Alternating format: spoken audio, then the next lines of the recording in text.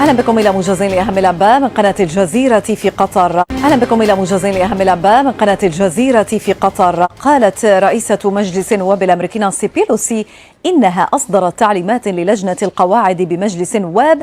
قالت رئيسة مجلس النواب الأمريكي نانسي بيلوسي إنها أصدرت تعليمات للجنة القواعد بمجلس النواب للاستعداد للمضي قدما في مساءلة الرئيس دونالد ترامب إذا لم يستقل. للاستعداد للمضي قدما في مساءلة الرئيس دونالد ترامب إذا لم يستقل. ونشر النواب الديمقراطيون مسودة لائحة اتهام ضد ترامب تنص على منعه من تولي أي منصب حكومي مستقبلا وتقول إن سبب محاكمته هو تحريضه على العنف واقتحام مبنى الكونغرس.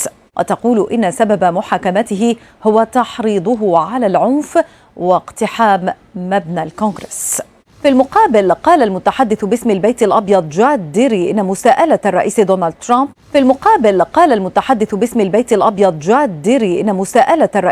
ترامب مع بقاء 12 يوما فقط على انتهاء ولايته لن تؤدي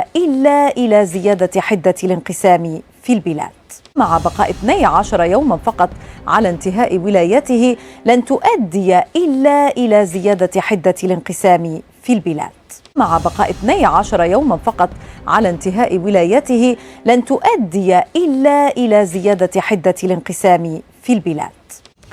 من جهته قال الرئيس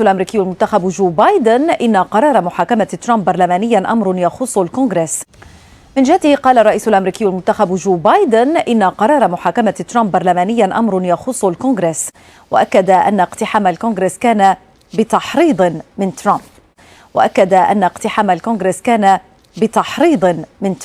قالت شركة تويتر إنها أوقفت الحساب الشخصي للرئيس الأمريكي دونالد ترامب نهائيا بسبب ما وصفته بخطر حدوث مزيد من التحريض على العنف. كما علق تويتر حساب حملة ترامب الانتخابية بشكل نهائي بسبب ما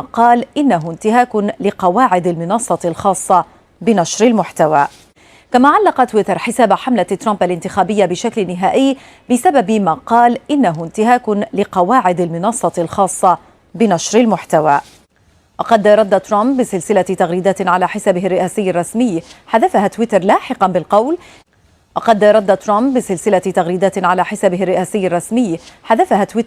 بالقول إن الشركة تمادت في منع حرية التعبير، واتهم موظفي تويتر بالتنسيق مع الديمقراطيين واليسار الراديكالي لوقف حسابه وإسكاته.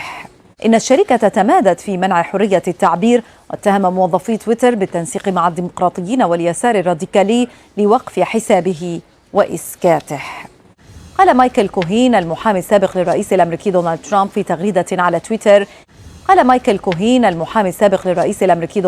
في تغريدة على تويتر إنه وافق على طلب للتعاون مع وكالات حكومية متعددة لتقديم الشهادة بشأن مخالفات ترامب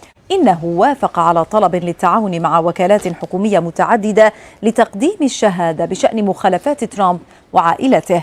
وأضاف كوهين أن سبب قيامه بذلك هو أن ترامب وعائلته حاولوا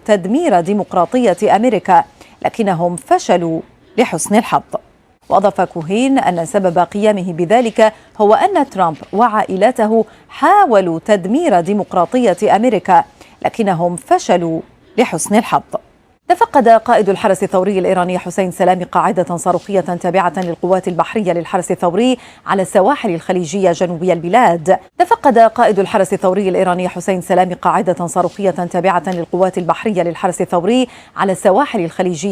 البلاد. في هذه الأثناء كشفت وزارة الدفاع السعودية أن مقاتلات سعودية من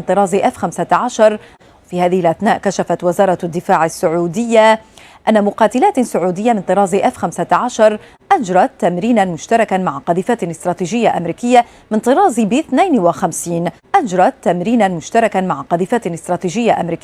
من طراز B-52.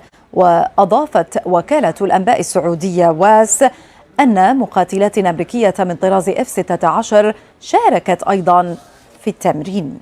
وأضافت وكالة الأنباء السعودية واس أن مقاتلات أمريكية من طراز F-16 شاركت أيضا في التمرين. فرضت وزارة الخزانة الأمريكية عقوبات على رئيس هيئة الحشد الشعبي العراقي فالح الفياض. فرضت وزارة الخزانة الأمريكية عقوبات على رئيس هيئة الحشد الشعبي العراقي فالح الفياض، إذ قالت إنه على صلة بانتهاكات خطيرة لحقوق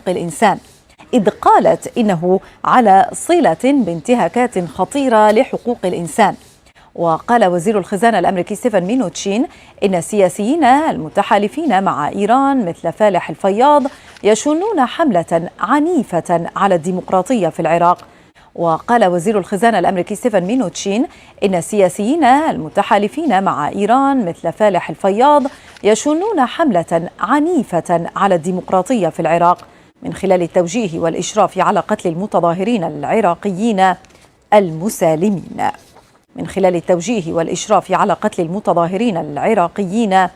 المسالمين. وقال رئيس هيئة الحشد الشعبي في العراق فالح الفياض إن خروج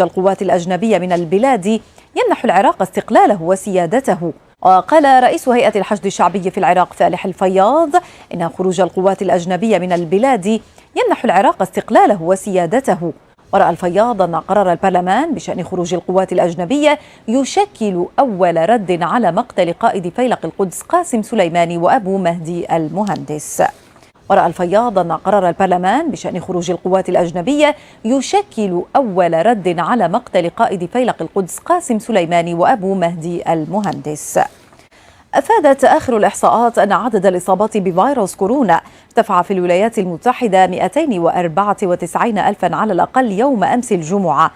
أفادت آخر الإحصاءات أن عدد الإصابات بفيروس كورونا ارتفع في الولايات المتحدة 294 ألفاً على الأقل يوم أمس الجمعة. كما أفاد إحصاء لوكالة رويترز أن عدد الوفيات في الولايات المتحدة اقترب من 4000 على